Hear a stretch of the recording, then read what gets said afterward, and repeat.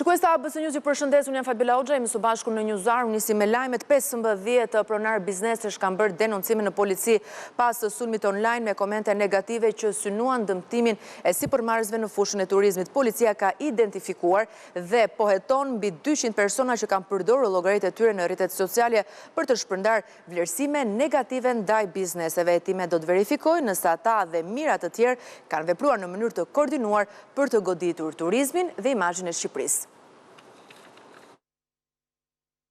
15 pronar biznesesh kanë bërë denoncim pranë sektorit të krimit kibernetik, pranë policisë së shtetit për dëmtim të biznesit, për shkak të reviewve negative të bëra për shërbimet që ata ofrojnë. Sipas burimeve për ABC News, policia ka mundur të identifikojë më shumë se 200 persona që dyshohet se kanë përdorur llogaritë e tyre të rregullta në rrjetet sociale për të publikuar ose shpërndar vlerësime negative ndaj bizneseve të ndryshme. Të gjithë po verifikohen për të përcaktuar nëse kanë vepruar në mënyrë të koordinuar dhe nëse veprimet e tyre përbëjnë element të veprave penale. Sipas po të njëjtave burime për ABC News, hetuesit thonë se po shqyrtojnë disa vepra të mundshme penale, mes tyre manipulimi i çmimeve, përhapje informacioneve të rreme, shpifja dhe falsifikim kompjuterik. Policia thotë se qëllimi i hetimeve është identifikimi i personave që dyshohet se kanë organizuar dhe koordinuar fushatën e vlerësimeve negative, e cila ka shkaktuar dëme të konsiderueshme në imazhin dhe aktivitetin ekonomik të bizneseve të prekura. Ndërkohë mbi 10.000 llogari në rrjetet sociale janë hapur së fundmi me qëllim dëmtimin e imazhit të bareve, restoranteve dhe kryesisht bizneseve të mëdha.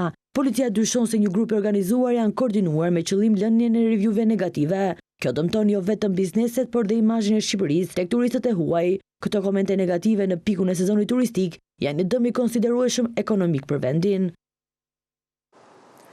Majoranca e quan një turp të madh kallëzimi që ka bërë në SPAK Partia Demokratike për koncertin e reperit amerikan Kanye West.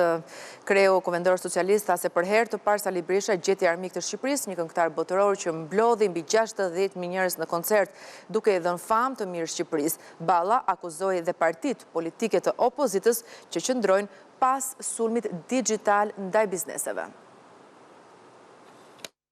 Bashk kundër Kanye West, Partia Demokratike kallëzoi penalisht në SPAK kryeministrin Edi Rama dhe ministrin e Kulturës dhe Turizmit Blendi Gonxha për akti normativ 4.2 milion euro të qeverisë që mundsoi realizimin e koncertit më të madh ndonjëherë në Shqipëri të reperit amerikan Kanye West të shtunën në Eagle Stadium në Kashar. Një kallëzim që për mazhorancën socialiste u konsiderua qesharak dhe tentoi të njollos sadopak jonën ndërkombëtare që solli Kanye West në Shqipëri. Morëm vesh dhe arsyeem se Partia Demokratike nuk qenë ka sot në seancë, sepse pas kanë shkuar të kallëzojnë penalisht edhe Kanye West. Pra u gjet dhe një armik tjetër i shqiptarëve, pra hym në listën e lajmeve qesharake në botë. Mes bojkotit parlamentit dhe duarve të fsheta në protest, Balla tha se Partia Demokratike tani është e kompleksuar dhe ka një konkurrent të ri politik. Na kanë bërë një super nder sot ata që kanë shku atje, disa janë edhe urdhëruar me shku me zor, sepse do ja marrim listën e emrave dhe kur të vi Shqipëria e lirë, do bëjmë një ligj, do ta quajmë ligjin sufllaqes dhe do i dënojmë gjithë një vit burg. Po burg nuk do ju japim sufllaqe, kjo është e sigurt. Pra, kur ti sheh një idiot, si një progni, i smur mendor, që del në kryet protestës dhe thot, do bëjmë një ligj ne Shqipëria e re, kur të vim ne në pushtet, do bëjmë një ligj dhe që do fusim në burg të gjithë ata që shkuan në koncert, kompleksi i asaj që ka mbetur nga partia, ishte dikur Partia Demokratike, shkon përtej idiotësisë që thot një idiot në darkë, dhe shkon në pikën që bën kallëzim penal për këngëtarin.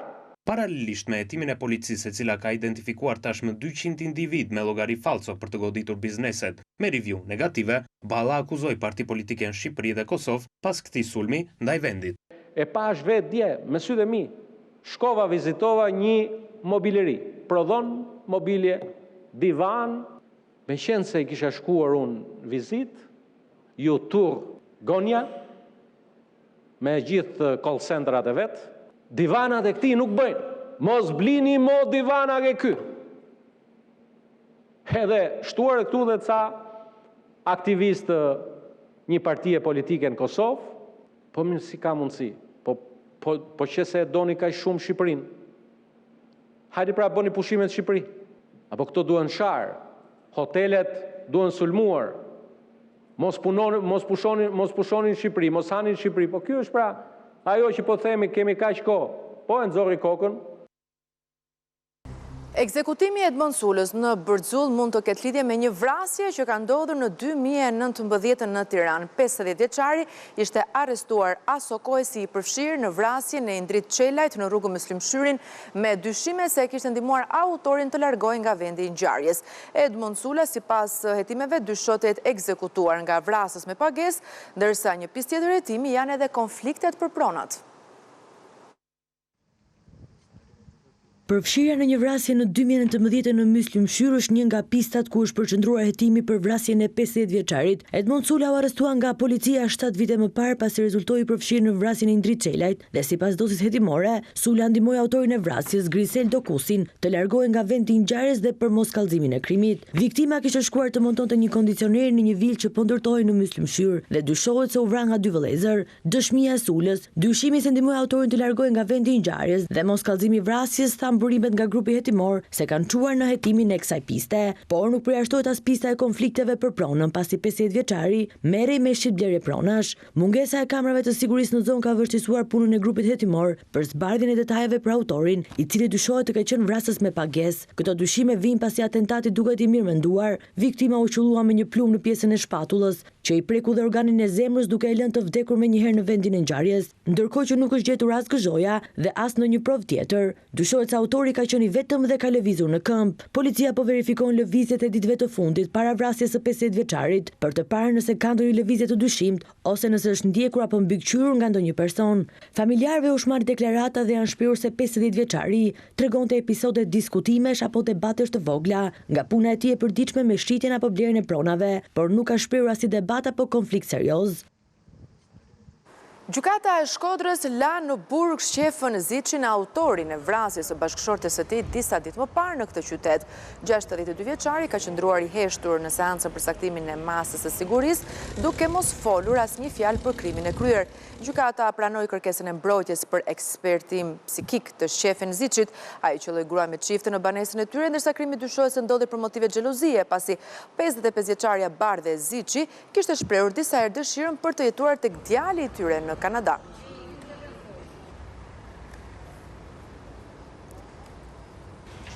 Avokati i popullit kërkon mbylljen urgjente të burgut në Shënkoll të Lezhës. Pas një inspektime ai tha se kushtet aty janë skandaloze, ndërsa shkelen të drejtat e njerëzit. Në këtë institucion mbahen të izoluar personat që kanë kryer krime dhe kanë probleme të shëndetit mendor. Avokati i popullit Shabani tha se ata duhet të qëndrojnë në një spital psikiatrik me siguri të shtuar dhe jo në një burg ku mungojnë të gjitha kushtet. Burgu i Shënkollit duhet të mbyllet sa më parë, ndërsa personat që trajtohen aty duhet të transferohen në një strukturë të specializuar shëndetësore. Ky është përfundimi i avokatit të popullit pas inspektimit në këtë institucion, që e quajti një shkelje të rëndë të drejtave të njerëzit. 12 veta në një dhomë në kushte që janë denigruese për të drejtat e njerëzit, janë shkelje direkte e drejtave të njerëzit. Ajo që ne konstatojmë është që këtu duhet në mënyrë urgjente ndërhyrje. Duhet që këtu të kemi një spital me siguri të shtuar, jo një burg me 2 psikiatër. Pra këtu ka mungesë ekstreme të stafit mjekësor, këtu ka kushte jashtëzakonisht të rënda, një pjesë e godinës është e pabanueshme, pra është për të shembur. Sipas avokatit të popullit, këta persona nuk janë të dënuar me burg, por ndaj tyre është vendosur masë mjekësore për shkak të gjendjes së shëndetit mendor. Për këtë arsye, sipas tij, ata nuk duhet të trajtohen në një institucion të sistemit penitenciar, por në një spital psikiatrik me siguri të shtuar. Kjo nuk duhet të jetë një EVP, sepse këta nuk janë persona që bëvuajnë dënimin. Këta janë persona që ndaj të cilëve është marrë një masë mjekësore, sepse ata nuk kanë zotësi për të vepruar, pra nuk kanë kuptuar pasojat e veprimeve tyre. Pra nuk po flasim për të dënuar. Ndërkohë kushtet janë degraduese. Unë kam këtu ekipin tim, kam komisionerin për mekanizmin kombëtar për parandalimin e torturës dhe edhe vitin e kaluar është gjetur njëjta situatë, njëjtë realitet. Institucioni i Shënkollit, që dikur funksiononte si burg i zakonshëm, prej vitesh përdoret për akomodimin e personave me çrregullime të shëndetit mendor, ndaj të cilëve gjykata ka caktuar masa mjekësore. Megjithatë, sipas avokatit të popullit, modeli aktual i funksionimit nuk garanton trajtimin e duhur dhe bie ndesh me standardet e mbrojtjes së drejtave të njerëzit. Në përfundim të inspektimit ai u bëri thirrje Ministrisë së Drejtësisë dhe asaj të Shëndetësisë të ndërhyjnë me urgjencë për mbylljen e institucionit në formën aktuale dhe ngritjen e një spitalit specializuar me siguri të shtuar për këtë kategori. Piro Gjigjo, ish kreu i AKP në kohën e qeverisjes së LSI-s, i ka shpëtuar burgut. SPA ka kërkuar pezullim të dënimit me burg të dhënë për të dhe konvertime shërbim prove edhe për nënën e Monika Kryemadhit. Prokuroria e posaçme kërkoi vënien në shërbim prove, por njëkohësisht konfiskimin e vilës që dyshohet se nuk është ndërtuar me para të lishme. Prokuroria e posaçme lexoi konkluzionet përfundimtare për Fatime Kryemadhin, Piro Gjigjon dhe Ema Çokun, pjesë e grupit të Ilir Metës, të cilët u gjykuan me procedurë të shkurtuar në GKKO. Por edhe pse kërkoi dënimin e treve me 18 vite burg, SPAK në final kërkoi pezullimin e dënimit me burg dhe vendosjen e të pandehurve në shërbim prove. Dënimin me 4 vite burg kërkoi prokuroria e posaçme për ish-kreun e AKP Piro Gjigjo, dënim që reduktohet në 3 vite si shkak i gjykimit të shkurtuar. Megjithatë, prokurori Sotir Klapi i kërkoi gjykatës që ky dënim të pezullohet dhe të konvertohet në shërbim prove për një periudhë 4 vjeçare, pasi duhet marrë parasysh mosha e të pandehurit. Për këtë të fundit, prokuroria e posaçme dyshon se ai ka shfrytëzuar detyrën e tij sekretari i AKP-it për të favorizuar kompani private celulare dhe të fibrave optike si kompania e biznesmenit Adrian Shatku, një herë shkushëri Monika Kryemadhit. Sipas SPAK, Piro Gjigjo ka ndikuar të drejtuesit të kompanive celulare për lidhjen e kontratave të interkoneksionit në direktivat e Metës dhe Kryemadhit, duke lejuar aktivitetin e tyre në shkelje të ligjit në këmbim të përfitimeve të palishme. Për lidhjen e kontratave me Unify, Gjigjo është angazhuar personalisht, madje ka zhvilluar takime edhe me Adrian Shatkun duke u bindur kërkesave të ish-çiftit. Ndërkaq, Fatime Kryemadhi sipas prokurorisë ka pastruar rreth 645.000 euro në kuadër të një skeme të mirëfillt korruptive, që përfshin vajzën dhe ish-dhënren e saj që mbahet në paraburgim që prej muajit tetor të vitit 2024. Për Kryemadhin, SPAK i kërkoi gjykatës që krahas dënimit i konfiskohet vila që nuk justifikohet nga para të ligjshme, për të cilën apeli i posaçëm në dhjetor të vitit 2024 e liroi nga sekuestro. Ndërsa Ema Çoku dyshohet se ka ndihmuar familjen Meta Kryemadhi në fshehjen dhe mbulimin e shumave të parave rreth 220.000 euro duke shërbyer edhe si donatore formale për ish-lëvizjen socialiste për integrim. Në seancën e radhës gjyqësore të pandehurit do të paraqesin mbrojtjen, më pas do të jetë trupa gjykues ajo e cila do vendos për pranimin ose rrëzimin e kërkesës së SPAK. Adela Kondakqiu, bashkëpunëtore e drejtësisë në dosjen e Erion Velia në gjykatën e posaçme, kërkon pafajësi. Financieria ka kundërshtuar kërkesën e SPAK për dënimin e saj dhe më pas pezullimin e dënimit për shkak të statusit si bashkëpunëtore e drejtësisë. Avokati Kondakqiu tha se ajo ka pasur rol teknik duke zbatuar urdhrat e Ajola Xoxhës, jo vendimarrës, ndaj mund të akuzohet për pastrim parash. Adela Kondakqiu, financiare në dosjen Velia, e cila ka statusin bashkëpunëtore e drejtësisë dhe konkluzionet përfundimtare përpara gjykatës, duke kundërshtuar kërkesën e SPAK për dënimin e saj me 7 vite burg. Kondakqiu pretendoi për pafajësi duke deklaruar përpara tokave të zeza se ajo nuk ka bërë asgjë të kundërligjshme dhe se ka zbatuar urdhrat pa marrë përfitime. Prokuroria e posaçme tha se akuzuara i ka qëndruar atyre që ka thënë më herët kur është marrë në pyetje, megjithatë u shpreh se janë pretendimet e saj, ndërsa mbrojtja ligjore e Kondakqiut u shpreh se roli i saj ka qenë kryesisht teknik dhe jo vendimarrës. Për këtë arsye i kërkoi gjykatës që të mos e konsiderojë përgjegjëse klienten e saj për kryerjen e veprës penale të pastrimit të parave. Avokati mbrojtës ka shtuar se Kondakqiu nuk ka zgjësuar dokumenta apo të ketë penguar hetimin e SPAK. Ajo nuk ka pasur dieni të plot për natyrën e fondeve financiare apo materiale që lëviznin nga njëri subjekt tek tjetri, pasi ajo nuk ka qenë në drejtim operativ, por thjesht nga zyra pasqyronte të dhëna dhe faturonte shitje dhe blerje shërbimesh, pa ndonjë njohje se si zhvilloheshin ngjarjet në terren, pasi siç mund të kuptohet nga pozicioni si financiere ka qenë në një rol periferik dhe të gjitha veprimet kontabël, fatura shitje dhe blerje shërbimesh urdhëroheshin nga menaxherët dhe pronarja Ajola Xoxha. Për Kondakçiun, prokurorët e posaçëm kërkuan dënimin e saj me 7 vite, dënim që reduktohet në 4 vite e 8 muaj për shkak të gjykimit të shkurtuar. Organi i akuzës i kërkoi gjykatës që e pandehura të përjashtohet nga dënimi për shkak të statusit të bashkëpunëtores së drejtësisë. Në seancën e radhës së 23 korrikut do të lexohen konkluzionet përfundimtare të pandehurve të tjerë. Kondakçiu po gjykohet me procedurë të shkurtuar bashkë me disa të pandehur të tjerë, ndërsa kryebashkiaku i Tiranës Erlion Veliaj, bashkëshortja e tij Ajolet Zoxa, disa të pandehur dhe shoqëri po gjykohen të veçuar me procedurë të zakonshme. Të shmangësh mbikalime dhe të rrezikosh jetën mes përmes autostradës ngjarje të tilla tragjike ndodhin shpesh në akset tona kombëtare. Në Fier një këmbësore u përplas nga makina dhe po lufton për jetën pasi nuk përdori mbikalimin 50 metra larg vendit të ngjarjes. Brenda pak muajsh vetëm në këtë zonë 2 persona humbën jetën pasi zgjodhen rrugën më të shkurtër, duke kapërcyer trafikndarsen.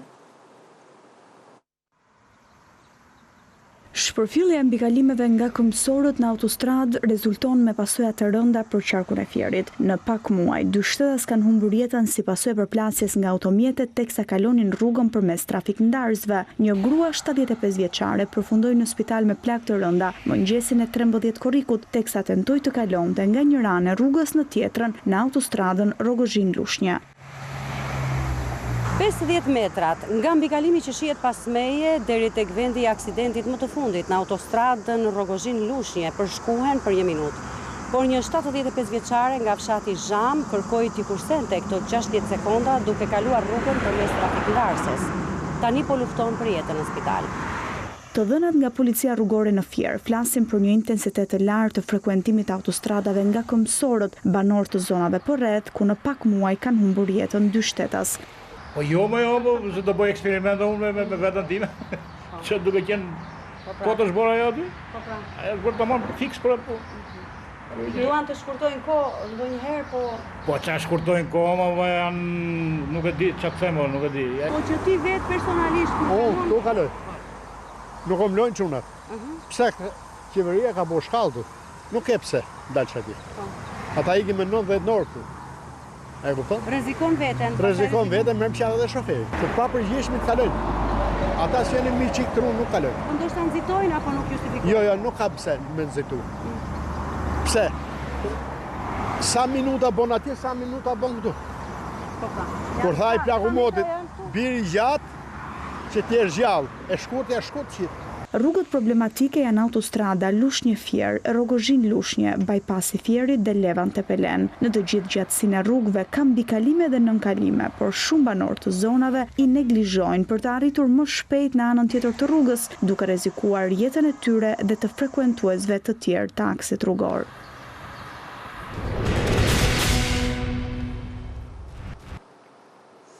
Të ardhurat për frym do të rriten në 4 vitet e ardhshme duke arritur në mbi 1.000 euro në muaj.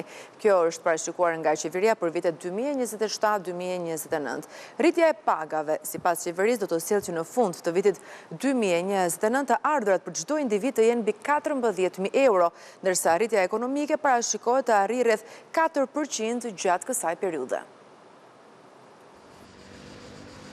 Të ardhurat për frym të shqiptarëve do të vijojnë të rriten ndjeshëm duke të kaluar nivelin e mbi 1.000 eurove në muaj. Këto të dhëna konfirmojnë ecurinë e mirë të ekonomisë dhe vijimin e rritjes së pagave për qytetarët. Qeveria ka miratuar kuadrin makroekonomik dhe fiskal për vitet 2027-2029, ku janë hartuar projeksionet për ekonominë shqiptare në 4 vitet e ardhshme. Gjatë këtij viti parashikohet që të ardhurat për një individ për gjatë një viti të kalojnë vlerën e 12.000 eurove duke arritur në 14.400 euro në vitin 2029. Sipas vlerësimeve parashikohet që të ardhurat të vijojnë të kenë një rritje me gati 1.000 euro më tepër për gjatë çdo viti.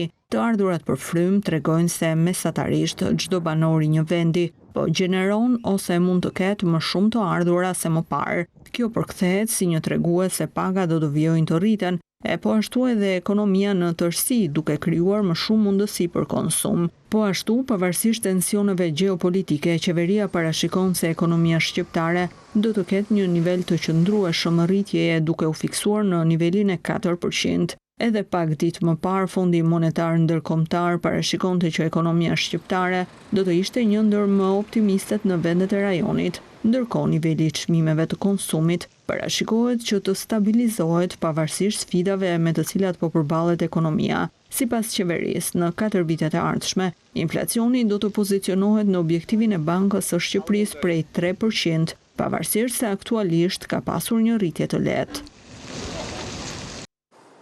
Socialistët kërkojnë shtyrje të afatit të Komisionit Parlamentar për Reformën Zgjedhore duke kërkuar më shumë kohë për të kryer të gjitha ndryshimet e nevojshme. Majoranca fton opozitën për të bërë votim elektronik në të gjithë vendin në zgjedhjet e 2029. Kuvendi vlerësoi punën e KQZ-s në vitin 2025, ndërsa për vitet e ardhshme i kërkoje këtij institucioni një raport të posaçëm për auditimin e partive. Vlerësime, afate dhe rekomandime, Komisioni Qendror i Zgjedhjeve mori notë kaluese nga Parlamenti për zgjedhjet e 11 maj të vitit 2025. Bashkëkryetari i Komisionit të Reformës Zgjedhore Damian Gjiknuri tha se fal konsensusit politik, Komisioni Qendror i Zgjedhjeve ka arritur kulmin profesional. Ku në gjitha konstatimet në raportin e Odirit thuhet një fjalë, aty është një kapitull i plot, një paragraf që thekson një element. Zgjedhjet në Shqipëri administrohen në mënyrë profesionale. Pra Komisioni Qendror i Zgjedhjeve ka treguar integritetin e mjaftueshëm për të përballuar edhe flukset dhe presionet politike për administrimin profesional të zgjedhjeve. I akuzuar nga opozita për manipulim zgjedhor përmes teknologjisë apo postës si në rastin e diasporës, Gjiknuri ftoi Partinë Demokratike, e cila mungonte sërish në parlament, të miratojnë votimin elektronik për zgjedhjet e përgjithshme të vitit 2029 në gjithë Shqipërinë. Këtu i bëj thirrje opozitës, meqense edhe unë kam koleg në Komisionin e Reformës Zgjedhore, që qeveria ka shprehur gatishmërinë me kohë për të financuar madje një vlerë financiare që shkonte mbi 50 milion euro për ta bërë në Shqipëri votimin në mënyrë elektronike. Nëse ka vullnet, ky është momenti që ne ta realizojmë. Por kur puna ecën me ritmin e breshkës, Gjiknuri kërkoi shtyrjen e afatit të reformës zgjedhore përtej 14 korrikut. Prandaj do t'i kërkoja kuvendit shumë shpejt dhe besoj majoranca do të jap pëlqimin dhe opozita ka dhënë që ne ta shtymë dhe për disa muaj me qëllim të adresojmë dhe këto pak gjëra të mbetura. Projekt rezoluta e Kuvendit gjithashtu vlerësoi punën e Komisionit Qendror të Zgjedhjeve gjatë vitit 2025 për administrimin e zgjedhjeve parlamentare të 11 majit dhe lokaleve të pjesshme të 9 nëntorit, po ashtu edhe për përdorimin e teknologjisë. Por Kuvendi i la 14 rekomandime Komisionit Qendror të Zgjedhjeve për të përmirësuar veten, një prej të cilave ta bëjë teknologjinë prioritet. Të përfshi teknologjinë e informacionit si fushë prioritare në planin strategjik 2631, e cila të adresoj zhvillimin, mirëmbajtjen, sigurinë, auditimin e qëndrueshmërinë e sistemeve digjitale të KQZ-s. Përfshirë objektivat matshëm, afate, përgjegjësi institucionale. Po ashtu, Kuvendi i kërkon Komisionit Qendror të Zgjedhjeve një raport të posaçëm për vitet në vijim mbi auditimin e partive politike. Raporti përfshi auditimet, subjektet, gjetjet, shkeljet, masat administrative të marra, statutin e publikimit të raporteve të auditimit dhe funksionimin e regjistrit të auditimit financiar.